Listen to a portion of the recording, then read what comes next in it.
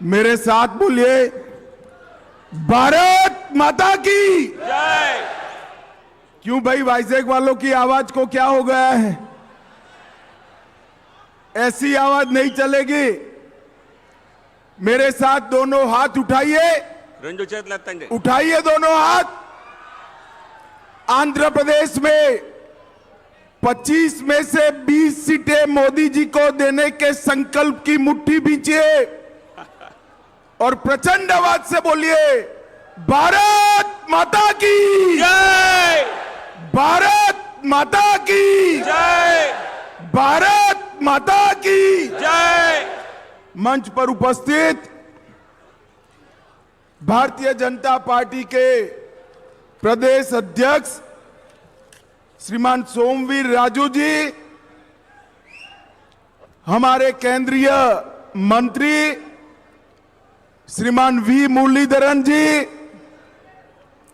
Shrimati D Purandeswari ji, Shri Sunil Deodhar जी,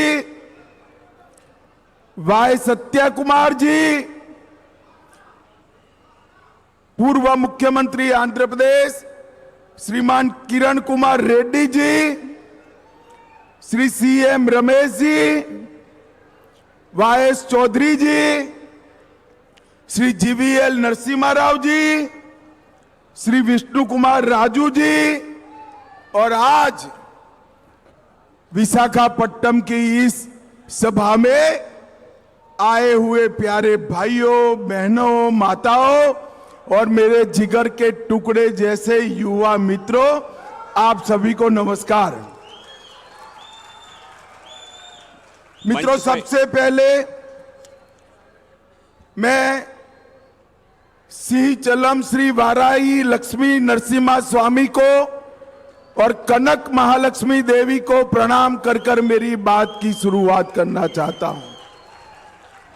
मैं जब यहां वाइजैक में आया हूं तब महान स्वतंत्र सेनानी देशभक्त अल्लूरी सीताराम राजू को भी प्रणाम कर कर मेरी बात की शुरुआत करना चाहता हूं।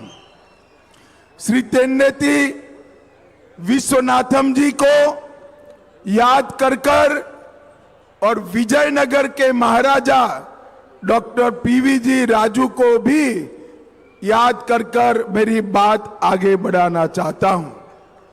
मित्रों, मैं जब यहां आया हूं तब अभी मोदी जी की सरकार के 9 साल पूरे हुए हैं। उसके उपलक्ष्य में भारतीय जनता पार्टी के कार्यकर्ता समग्र देश में जाकर देश की जनता का धन्यवाद करने का एक कार्यक्रम है। इसके तहत मैं आज यहां आया हूं। వేదికపై ఉన్న పెద్దలందరినీ పేర్లు చదివి ఈ సభలో వచ్చినటువంటి బ్రదర్ అన్నలు, అక్కలు, తల్లులు అందరికీ నమస్కరిస్తూ సింహాచల శ్రీ నరసింహ స్వామిని, లక్ష్మీ నరసింహ స్వామికి నమస్కారములు తెలియజేస్తూ దేశభక్తుడైనటువంటి అల్లూరి సీతారామరాజు గారిని స్మరిస్తూ, తెల్నేటి విశ్వనాథం గారిని స్మరిస్తూ, విజయనగరం రాజు పీవీజీ రాజు గారిని కూడా తలుస్తూ ఈ సభకు ప్రధానమంత్రి నరేంద్ర మోదీ గారు 9 సంవత్సరాల పరిపాలన పూర్తి చేసుకున్న సందర్భంలో దేశ ప్రజల వద్దకు వెళ్ళి వారందరికీ ధన్యవాదాలు తెలియచేయడానికి వచ్చిన సందర్భం ఇది। मित्रों, यूपीए सरकार 10 साल चली, सोनिया मनमोहन की सरकार 10 साल चली। 10 साल में यूपीए सरकार ने 12 लाख करोड़ के घपले, घोटाले और भ्रष्टाचार किए।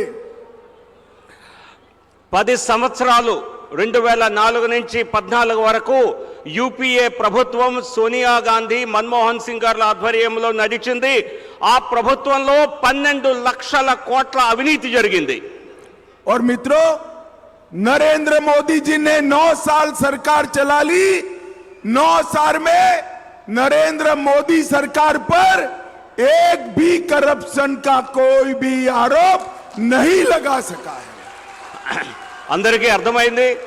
మోదీ గారి ప్రభుత్వం 9 సంవత్సరాలు అధికారంలో ఉన్నప్పటికీ ఈ 9 సంవత్సరాల్లో ఒక్క అవినీతి ఆరోపణ కూడా చేయలేదు, ఎవరు చేసే సాహసం కూడా చేయలేదు. और यहां एक जगनमोहन रेड्डी की सरकार चल रही है. ये सरकार ने इस 4 साल में घपले, घोटाले और भ्रष्टाचार के अलावे कुछ नहीं किया है. ఇక్కడ రాష్ట్రంలో జగన్మోహన్ రెడ్డి ప్రభుత్వం ఉన్నది. 4 సంవత్సరాల్లో అవినీతి ఆరోపణలు, కుంభకోణాలు, అవినీతి తప్పితే మరేం చేయలేదు. 9 वर्ष तक यूपीए सरकार चली. आप सभी को याद होगा, आए दिन पाकिस्तान से आलिया, मालिया, जमालिया घुस जाते थे और देश के अंदर बम धमाके कर कर चले जाते थे.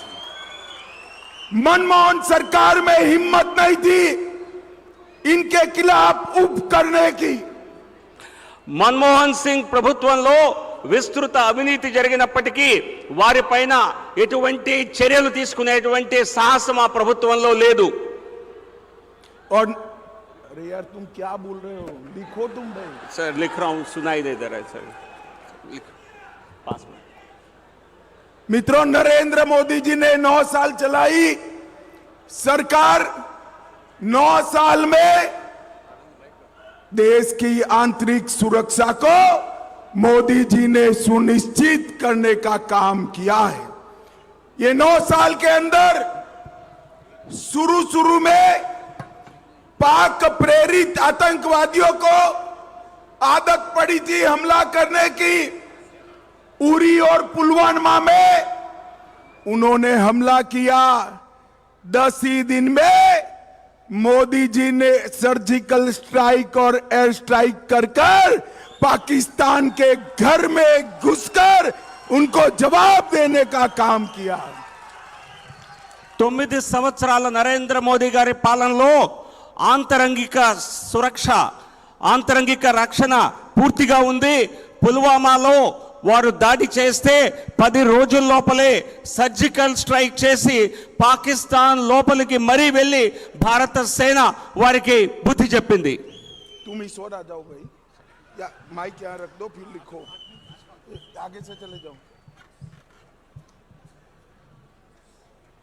मित्रों, आज दुनिया भर में भारत की सेना और भारत की सीमा, इसके साथ किसी को छेड़खानी करने की हिम्मत नहीं है. नरेंद्र मोदी जी ने देश की आंतरिक और बाह्य सुरक्षा को सुरक्षित करने का काम नरेंद्र मोदी जी ने किया है. ప్రపంచంలో ఎవరికి కూడా భారత సేనను గాని భారతదేశ బార్డర్స్ ను గాని ఏ రకంగానూ టచ్ చేసేటువంటి అవకాశం, టచ్ చేసేటువంటి ధైర్యం లేదు. ఈరోజు భారతదేశంలో ఇంటర్నల్ సెక్యూరిటీ అలాగే మన పొరుగు దేశాల్లో ఉన్నటువంటి సెక్యూరిటీని కూడా పూర్తిగా సురక్షితం చేయడం జరిగింది నరేంద్ర మోదీ గారు. मित्रों, नरेंद्र मोदी सरकार के कार्यकाल में मोदी जी के नेतृत्व में भारत का नाम पूरे विश्व में आगे बढ़ाने का काम होया है. दुनिया में भारत के गौरव को मोदी जी ने बढ़ाने का काम किया है. दुनिया में मोदी जी जहां पर भी जाते हैं, दुनिया भर में लोग मोदी जी के स्वागत में मोदी मोदी मोदी मोदी मोदी मोदी के नारे लगाते हैं. प्रपंच और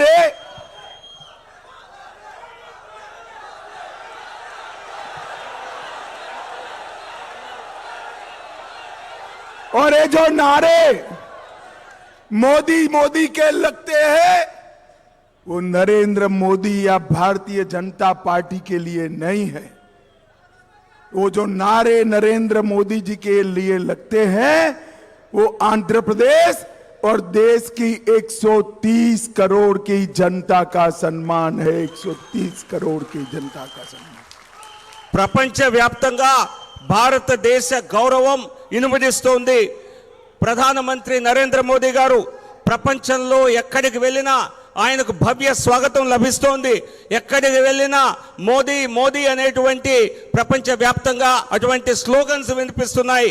ఈ స్లోగన్స్ ప్రధాని నరేంద్ర మోదీ గారికి మాత్రమే కాదు, ఆంధ్రప్రదేశ్ ప్రజలకు కూడా 130 కోట్ల మంది భారతదేశ ప్రజలకి ఇచ్చేటువంటి గౌరవం అని తెలియజేస్తున్నాను.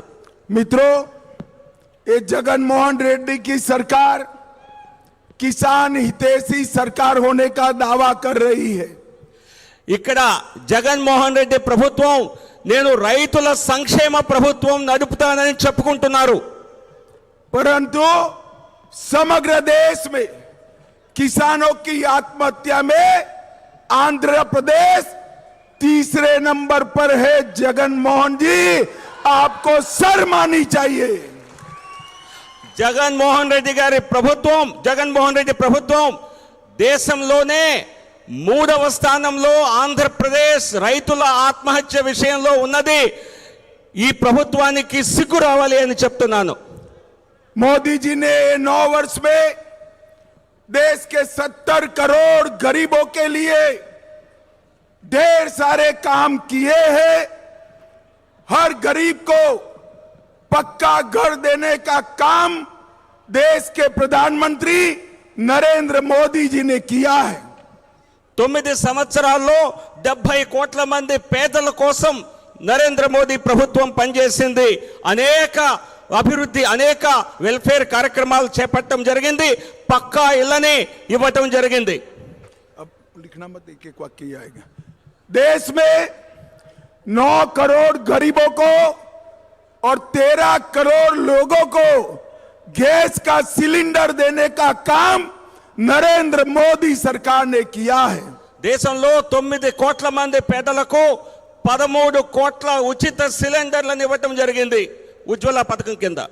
देश के 11 करोड़ किसानों को हर साल 6,000 रुपया मोदी जी दिल्ली से भेजते हैं. 11 కోట్ల మంది రైతులకు దేశవ్యాప్తంగా ప్రతి సంవత్సరం నరేంద్ర మోదీ గారు డైరెక్ట్ గా 6,000 రూపాయలని ప్రతి ఒక్కరికి పంపిస్తున్నారు.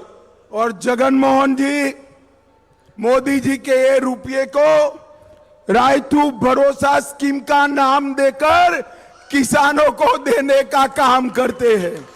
మోదీ గారు ఇచ్చేటువంటి ఈ డబ్బుని రైతు భరోసా పేరుతో నేనిస్తున్నానని చెప్పి జగన్మోహన్ రెడ్డి మభ్య పెడుతున్నారు. मित्रों, मोदी जी ने 10 करोड़ से ज्यादा गरीबों के घर में आजादी के 70 साल के बाद पहली बार शौचालय पहुंचाने का काम नरेंद्र मोदी जी ने किया है. దేశ స్వాతంత్రం వచ్చిన తర్వాత 10 కోట్ల కంటే ఎక్కువ ఇళ్లలో మొదటిసారిగా మరుగుదొడ్డి సదుపాయం మోదీ గారి ప్రభుత్వం ఇవ్వటం జరిగింది. देश के हर गरीब के घर में बिजली पहुंचाने का काम भारतीय जनता पार्टी की नरेंद्र मोदी सरकार ने किया है. ప్రతి పేదవాడి ఇంటికి కూడా విద్యుత్ సదుపాయం ఉండేలా, ప్రతి ఒక్కరికి కరెంటు సదుపాయం ఉండేలా మోదీ గారి ప్రభుత్వం చేసింది. मित्रों, मोदी जी ने देश के 70 करोड़ गरीबों को कोरोना आया तब से और अब हमेशा के लिए प्रति व्यक्ति प्रति माह 5 किलो चावल फ्री ऑफ कॉस्ट भेजने का काम नरेंद्र मोदी जी ने किया है. కరోనా వచ్చిన దగ్గర నుంచి 80 కోట్ల మంది ప్రజలకి, పేదలకి ప్రతి నెల ప్రతి వ్యక్తికి 5 కిలోల చొప్పున ఉచిత బియ్యాన్ని ఇవ్వటం జరుగుతోంది. जगन बाबू चावल पर भी अपनी फोटो चमकाकर गरीबों को ऐसा संदेश डालते हैं. मैं आंध्र के गरीबों को कहना आया हूं कि गरीबों के लिए चावल नरेंद्र मोदी जी भेज रहे हैं. పేదలకి నరేంద్ర మోదీ గారి ప్రభుత్వం ఉచితంగా బియ్యాన్ని ఇస్తుంటే దానిపైన కూడా తన ఫోటోను వేసుకునేటువంటి పని జగన్మోహన్ రెడ్డి చేస్తున్నారు. ఇది కేంద్ర ప్రభుత్వం, మోదీ గారి ప్రభుత్వం ఇచ్చేదని చెప్తున్నాను. नरेंद्र मोदी जी ने देश के 70 करोड़ गरीबों को 5 लाख तक का स्वास्थ्य का पूरा खर्चा फ्री ऑफ कॉस्ट कर दिया है। 70 దేశవ్యాప్తంగా పేదలకి 5 లక్షల రూపాయల వరకు ఉచిత బీమా సౌకర్యాన్ని ఇవ్వటం జరుగుతోంది మోదీ గారి ప్రభుత్వం ద్వారా। मोदी जी ने पैडी का रेट एमएसपी 1400 रुपये से 2060 रुपये तक पहुंचाने का काम किया है। రైతులకు ఇచ్చేటువంటి కనీస మద్దతు ధరని 1400 నుంచి 2060 రూపాయలు ప్రతి క్వింటల్కి పెంచడం జరిగింది। और मुझे बताओ वाइजेक वालों, आप सभी को कोरोना का दोनों वैक्सीनेशन लग गया है या नहीं लग गया है? అందరికీ అర్థమైంది। हाथ ऊपर कर कर बताओ, लग चुका है ना? 2 వ్యాక్సిన్లు వేసిన వాళ్ళందరూ చేయెత్తి చూపించండి కరోనా వ్యాక్సిన్।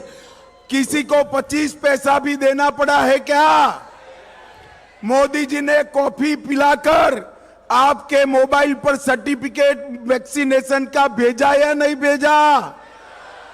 मोदी जी ने 230 करोड़ से ज्यादा वैक्सीनेशन देकर भारत को कोरोना से सुरक्षित करने का काम नरेंद्र मोदी जी ने किया है। దేశవ్యాప్తంగా 230 కోట్ల కోవిడ్ వ్యాక్సిన్లని ఉచితంగా ఇచ్చి దేశ ప్రజలకి సురక్ష ఒక రకంగా కోవిడ్ నుంచి రక్షించడం జరిగింది। మీ అందరికీ 2 డోసులు పడ్డాయి కదా అని మిమ్మల్ని అడిగారు, మీ అందరూ చేయెత్తారు। ఎవరు పావలా కూడా ఇవ్వకుండా ఏ ఖర్చు లేకుండా ఉచితంగా కాఫీ కూడా తాగి సర్టిఫికేట్ మొబైల్స్ పైనే ప్రభుత్వం నుంచి పొందడం జరిగింది। अपना ये वाइजेक जगन जी के शासन में वाइजेक असामाजिक तत्वों का अड्डा बना हुआ है। వైజాగ్ సమాజంలో కొన్ని విరోధ శక్తులకి అడ్డాలాగా మారింది। भूमि घोटाला, रेत खनन घोटाला, नस्ली दवाओं का व्यापार, ये सारे खुलेआम सत्ताधारी पार्टी के लोग कर रहे हैं। ఇక్కడ ప్రభుత్వంలో ఉన్నటువంటి పార్టీ వైసీపీ నాయకుల ద్వారా ఇక్కడ భూమాఫియా భూదందా జరుగుతోంది, మైనింగ్ స్కామ్స్ జరుగుతున్నాయి, ఈవెన్ ఫార్మాస్యూటికల్ మందులలో కూడా కల్తీ మందులు దానిలో కూడా తప్పులు జరుగుతున్నాయి। मित्रों, मोदी जी ने इन 9 साल में आंध्र प्रदेश के लिए ढेर सारे काम किए हैं। గత 9 సంవత్సరాల్లో నరేంద్ర మోదీ గారు ఆంధ్రప్రదేశ్ కోసం అనేక పనులు చేయటం జరిగింది। मैं आपको बताना चाहता हूं, 2009 से 14 में यूपीए सरकार में टोटल टैक्स डिवोल्यूशन और grant in aid Andhra Pradesh को 78,000 करोड़ रुपया मिलता था। 2009 నుంచి 2014 వరకు కాంగ్రెస్ ప్రభుత్వం యూపీఏ అధికారంలో ఉన్నప్పుడు ఆంధ్రప్రదేశ్కి కేవలం 78,000 కోట్లని ట్యాక్సెస్ రూపంలో, డివల్యూషన్ రూపంలో, అలాగే గ్రాంట్స్ ఇన్ ఎయిడ్ రూపంలో ఇవ్వటం జరిగింది। भारतीय जनता पार्टी की मोदी सरकार बनने के बाद 78,000 करोड़ से बढ़ाकर 2,30,000 करोड़ रुपया आंध्र प्रदेश के विकास के लिए भेजा है। మోదీ గారి ప్రభుత్వం వచ్చాక 2,70,000 కోట్లని 2014-19 5 సంవత్సరాల్లో ఇవ్వటం జరిగింది। అంటే 78,000 నుంచి పెరిగి 2,30,000 కోట్లకు పెరిగింది। मैं आपको पूछना चाहता हूं, 2,30,000 करोड़ सिर्फ 5 साल में, 10 साल में इसकी हिसाब से 5 लाख करोड़ रुपया मोदी जी ने भेजा है। आंध्र प्रदेश में विकास हुआ है भैया? जरा जोर से बोलिए, हुआ है क्या? ఇంత ये पैसा कहां गया? कहां गया? जगन बाबू की कैडर के भ्रष्टाचार के बलि चढ़ गया है। 2009 నుంచి 14 ఇచ్చిన దానికంటే మా ప్రభుత్వం వచ్చిన తర్వాత 2,30,000 ఇచ్చారు. అంటే 9 సంవత్సరాల్లో, ఈ 10 సంవత్సరాల్లో సుమారుగా 10 లక్షల కోట్లు ఇస్తే ఆ అభివృద్ధి మీకు కనిపిస్తోందా? ఆ డబ్బంతా ఎక్కడికి పోయింది? జగన్మోహన్ రెడ్డి ప్రభుత్వంలో విస్తృత అవినీతి జరుగుతోంది. ये 9 वर्ष में आंध्र प्रदेश के अंदर पहले 4,000 किलोमीटर नेशनल हाईवे था, वो 9,000 किलोमीटर तक पहुंचाने का काम नरेंद्र मोदी जी ने किया है. మా ప్రభుత్వం వచ్చి 2014లో 4,000 మాత్రమే, 4,000 సుమారు ఉన్నటువంటి జాతీయ రహదారులు ఇప్పుడు సుమారు 9,000 కిలోమీటర్ల పొడవు జాతీయ రహదారులు ఏర్పాటు చేయడం జరిగింది. और ये हाईवे बनाने में करीब करीब 3 लाख करोड़ रुपया खर्च नरेंद्र मोदी सरकार ने किया है. ఈ జాతీయ రహదారుల నిర్మాణం కోసం కేంద్ర ప్రభుత్వం, మోదీ ప్రభుత్వం దాదాపుగా 3 లక్షల కోట్లని వ్యయం చేయడం జరిగింది. सागरमाला योजना में आंध्र प्रदेश को ये 3 लाख करोड़ के अलावे 85,000 करोड़ रुपया अलग से दिया गया है. ఈ సాగర్మాల పథకం కింద ఏదైతే జాతీయ రహదారులపై పెట్టినటువంటి 3 లక్షల కోట్ల కంటే అదనంగా 85,000 కోట్లని ఖర్చు చేయటం జరిగింది. 2 वंदे भारत ट्रेन सिकंदराबाद से विशाखापट्टनम और सिकंदराबाद से तिरुपति आंध्र प्रदेश को देने का काम नरेंद्र मोदी सरकार ने किया है.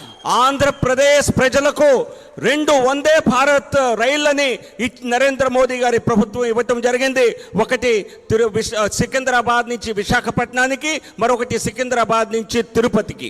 450 करोड़ रुपया खर्च कर अपना वाइजैक रेलवे स्टेशन भव्य बनाने का काम नरेंद्र मोदी सरकार ने शुरू किया है. వైజాగ్ రైల్వే స్టేషన్ 450 కోట్ల రూపాయల ఖర్చుతో దీన్ని భవ్య రైల్వే స్టేషన్ గా నూతనంగా నిర్మాణం చేయడం జరుగుతోంది మోదీ గారి ప్రభుత్వం ద్వారా.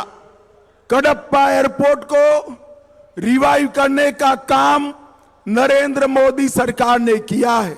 కడప ఎయిర్పోర్ట్ ని పునఃస్థాపితం చేసింది నరేంద్ర మోదీ ప్రభుత్వం. कर्नूल एयरपोर्ट का ऑपरेशन शुरू हो चुका है. కర్నూలులో కూడా ఎయిర్పోర్ట్, కొత్త ఎయిర్పోర్ట్ ని ప్రారంభించడం జరిగింది ఈ సమయంలోనే. यहां पर वायुसेना का एयरपोर्ट था. नए भोगापुरम एयरपोर्ट को नरेंद्र मोदी सरकार ने मंजूर कर दिया है.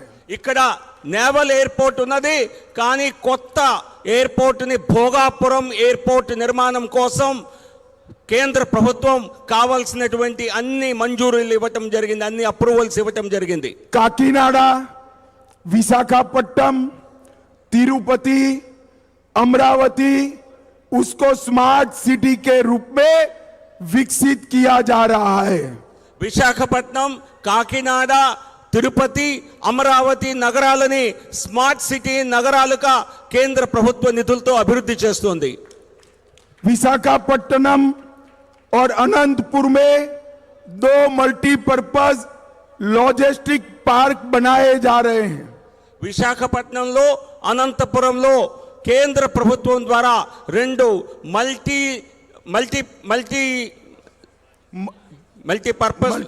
मल्टीपर्पज लॉजिस्टिक पार्क्स बनाया जा रहा है, చేయటం జరుగుతోంది. ढेर सारी केंद्र सरकार के संस्थानों को आंध्र प्रदेश में लगाया गया है. అనేక కేంద్ర ప్రభుత్వ విద్యా సంస్థల్ని ఆంధ్రప్రదేశ్ లో పెట్టడం జరిగింది. तिरुपति में IIT, विशाखापट्टनम में IIM, मंगलगिरी में एम्स, टडेपल्ली गुदम में NIT, IIIT Shri city, IISER Tirupati, central university Anantapur, tribal university Vizianagaram, institute of foreign trade Kakinada और 3 नए मेडिकल कॉलेज नरेंद्र मोदी सरकार ने दिए हैं. ఈ విద్యా సంస్థల్లో IIT Tirupati, Indian Institute of Management Visakhapatnam, AIIMS Mangalagiri, NIT National Institute of Technology Tadepalligudem, triple IT Sri city Tirupati, అలాగే central university Anantapuram, tribal university Vizianagaram, అలాగే 3 మెడికల్ కాలేజెస్ని కూడా మరి కేంద్ర ప్రభుత్వం ఆంధ్రప్రదేశ్కు మంజూరు చేయటం జరిగింది. काकीनाडा में एक ड्रग पार्क देने का काम भी नरेंद्र मोदी सरकार ने किया है. కేంద్ర ప్రభుత్వం ద్వారా కాకినాడలో బల్క్ డ్రగ్ పార్క్ నిర్మాణానికి కూడా మంజూరీ చేయటం జరిగింది. मुझे एक बात बताइए भाइयों बहनों, ये कश्मीर हमारा है या नहीं है? जरा जोर से बोलिए, कश्मीर हमारा है या नहीं है? धारा 370 हटनी चाहिए थी या नहीं हटनी चाहिए थी? ये राहुल बाबा कहते हैं धारा 370 मत हटाओ वरना कश्मीर में खून की नदियां बह जाएगी. राहुल बाबा, मोदी जी ने धारा 370 हटा भी दी. खून की नदियां छोड़ो, किसी की कंकर चलाने की हिम्मत नहीं हुई है. कंकर चलाने की मोदी जी ने देश को आगे बढ़ाने का काम किया है. मोदी जी ने नया पार्लियामेंट का भवन बनाने का काम किया है और नए पार्लियामेंट के भवन में हमारा सभ्यता का प्रतीक सेंगोल को प्रस्थापित कर कर हमारे इतिहास और सभ्यता को जीवन करने का काम किया है. कश्मीर मोदी जी 2024 में निश्चित रूप से 300 सीटों के साथ जीतने वाले हैं. కశ్మీర్ మనదా కాదా అని అడిగారు, మీరందరూ అవునని సమాధానం చెప్పారు. ఆర్టికల్ 370ని 370 తీయాలా వద్దా? కేంద్ర ప్రభుత్వం నరేంద్ర మోదీ గారు సాహసం చేసి ఆర్టికల్ 370ని తీసేశారు. అప్పుడు కాంగ్రెస్ నాయకుడు రాహుల్ గాంధీ అక్కడ కాశ్మీర్లో ఆర్టికల్ 370 తీస్తే అక్కడ రక్తం ఏరులై పారుతుంది అని చెప్పి వ్యాఖ్యలు చేయటం జరిగింది. ఈ వ్యాఖ్యలు తప్పని రుజువయ్యాయి. అక్కడ రక్తం కాదు కదా, అక్కడ ఎటువంటి అరాచకత్వం కూడా చేయటానికి ఎవరు సాహసించలేదు. నరేంద్ర మోదీ గారి ప్రభుత్వం మళ్ళీ 300 సీట్లతో గెలిచి అధికారంలోకి రావటం తథ్యం. मित्रों, मगर मैं आपको अपील करने आया हूं. మిమ్మల్ని అందరినీ అభ్యర్థించడానికి నేను వచ్చాను. मोदी जी प्रधानमंत्री तो बनने वाले हैं, मगर 24 में आंध्र प्रदेश से 20 से ज्यादा सांसदों के समर्थन में प्रधानमंत्री बने. इसके लिए आंध्र प्रदेश की जनता का आशीर्वाद चाहिए. మిమ్మల్ని ఈరోజు అభ్యర్థించడానికి వచ్చాను. మోదీ గారు మళ్ళీ 300 సీట్లతో ప్రధాని అవటం తథ్యం. కానీ అందులో ఆంధ్రప్రదేశ్ నుంచి 25లోనూ 20 పార్లమెంటు సీట్లలో గెలిపించి మోదీ గారికి 300కు పైగా వచ్చేలా చేయాలి అని మిమ్మల్ని అందరినీ అడుగుతున్నాను. आप मुझे बताओ, 24 में मोदी जी को प्रधानमंत्री बनाओगे? जोर से बोलिए, बनाओगे? भाजपा एनडीए का समर्थन करोगे? तो मेरे साथ दोनों हाथ उठाइए, विजय के संकल्प की मुट्ठी बींचिए और प्रचंड आवाज से बोलिए, भारत माता की, भारत माता की जय, भारत माता की जय. वंदे वंदे वंदे. नमस्कार.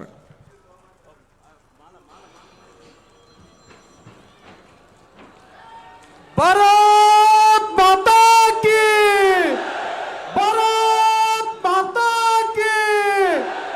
ఈనాటి కార్యక్రమ ముఖ్య అతిథి కేంద్ర హోంమంత్రి వర్యులు శ్రీ అమిత్ షా గారికి, అలాగే ఈనాటి కార్యక్రమ మరొక ముఖ్య అతిథి రాష్ట్ర అధ్యక్షులు శ్రీ సోము వీర్రాజు గారికి, విశాఖ జిల్లా అధ్యక్షులు రవీంద్ర మేడపాటి గారికి, అలాగే ఆంధ్రప్రదేశ్ ఇన్ఛార్జి శ్రీ మురళీధరన్ జీ గారికి, కేంద్ర జాతీయ ప్రధాన కార్యదర్శి శ్రీమతి పురంధేశ్వరి గారికి, జాతీయ కార్యదర్శి శ్రీ సత్యకుమార్ గారికి, అలాగే మాజీ మంత్రివర్యులు కిరణ్ కుమార్ రెడ్డి గారికి, అలాగే రాజ్యసభ ఎంపీ సీఎం రమేష్ గారికి, రాజ్యసభ సభ్యులు శ్రీ జీవీఎల్ నరసింహారావుకి, వైఎస్ చౌదరి గారికి, టీజీ వెంకటేష్ గారికి, విష్ణు కుమార్ రాజు గారికి, ఇక్కడికి విచ్చేసినటువంటి అశేష జనవాహిని అందరికీ కూడా ధన్యవాదాలు తెలియజేస్తున్నాం. భారత్ మాతాకి, భారత్ మాతాకి.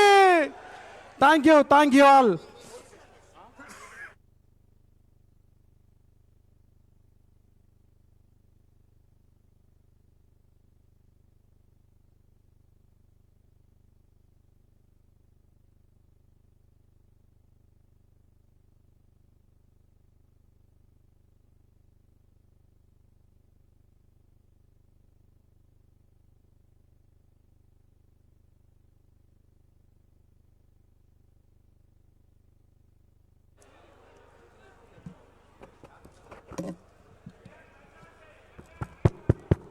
దయచేసి మన భారతీయ జనతా యువ మోర్చా వాలంటీర్స్ కానీ, మహిళా మోర్చా యువ మోర్చా కానీ అందరినీ కూడా క్షేమంగా వెళ్ళే విధంగా చూడగలరని విజ్ఞప్తి చేస్తున్నాం. Thank you.